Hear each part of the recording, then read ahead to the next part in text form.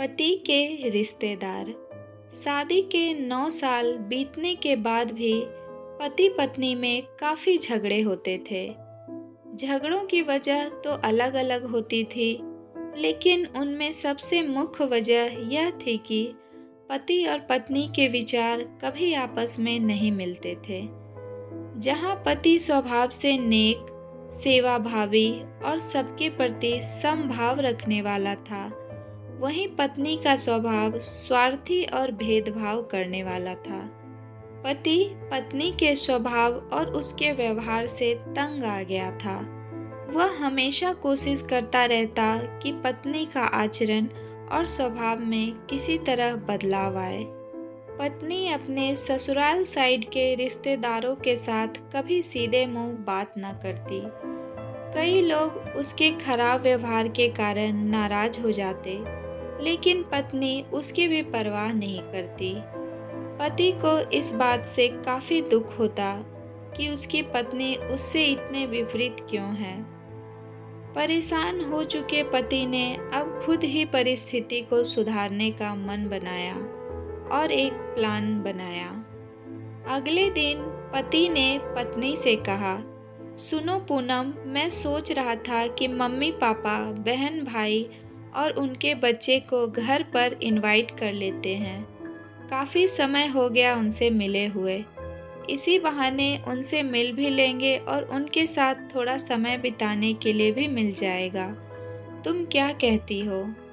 पत्नी के चेहरे से साफ दिख रहा था कि इसे ये आइडिया पसंद नहीं आया, लेकिन उसने पति का मन रखने के लिए बेमन से हाँ कर दिया। पति खुश हो गया और पत्नी को अगले दिन अच्छा खाना बनाने के लिए बोलकर सभी को फ़ोन करके बड़े प्यार से अपने घर आने के लिए न्योता देने लगा। जब पति फ़ोन पर बिजी था तो पत्नी सोच रही थी, ये आदमी भी ना अपने फालतू के कामों से बाज नहीं आएगा। क्या ज़रूरत है सबको घर पर बुलाने की? सब मेरे घर आएंगे और राजाओं की तरह ऑर्डर करेंगे और मैं दासी की तरह उनकी सेवा करूंगी। नहीं नहीं, मैं ऐसा नहीं होने दूंगी। अच्छा खाना तो क्या, मैं इन्हें सादा खाना भी नसीब नहीं होने दूंगी। देखती हूँ कितनी देर टिकते हैं ये लोग मेरे घर। अगले दिन सुबह पति काफ़ी खुश था।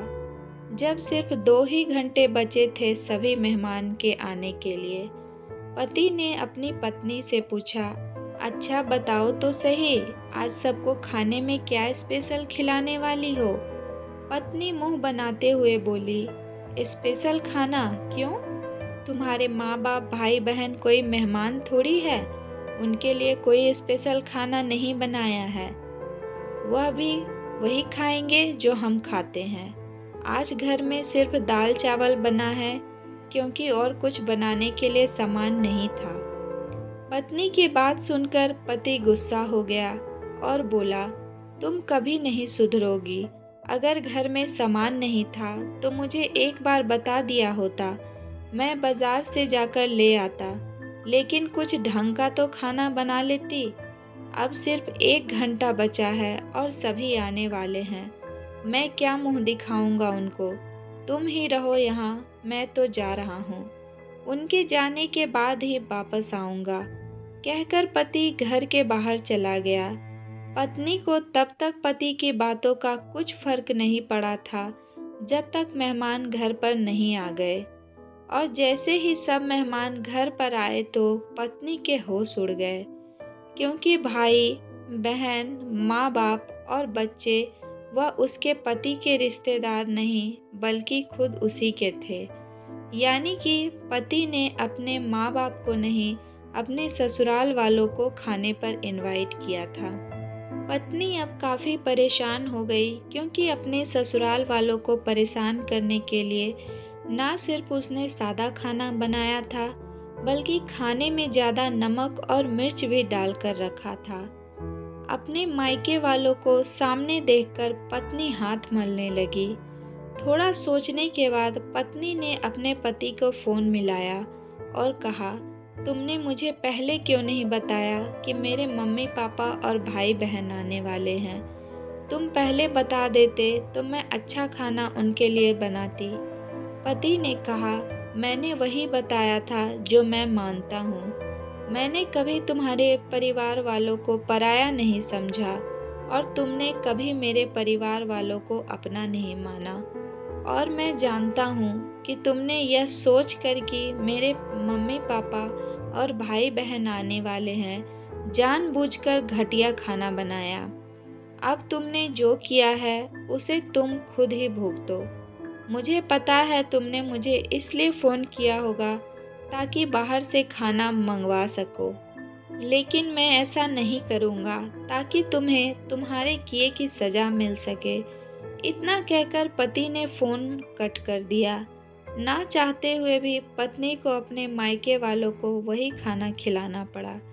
उसके रिश्तेदार ज़्यादा मिर्च और नमक वाला खाना ये सोचकर खा गए कि बेटी से गलती हो गई होगी, लेकिन बाद में जब दामाद ने सारी बात उन्हें बताई तब उन्हें बहुत शर्मिंदगी हुई और अभी उसके बुरा बर्ताव के लिए उसे डांटकर उससे नाराज़ होकर चले गए। तो दोस्तों, अच्छे रिश्ते बनाए जाते हैं प्यार और अच्छे व्यवहार से, सिर्फ खून के रिश्ते अच्छे नहीं होते। तो आशा करती हूँ आज की कहानी आप लोग को पसंद आई होगी। पसंद आई हो तो प्लीज़ लाइक करें और ज़्यादा से ज़्यादा ज़रूर शेयर करें। तो मिलती हूँ नए नेक्स्ट स्टोरी के साथ।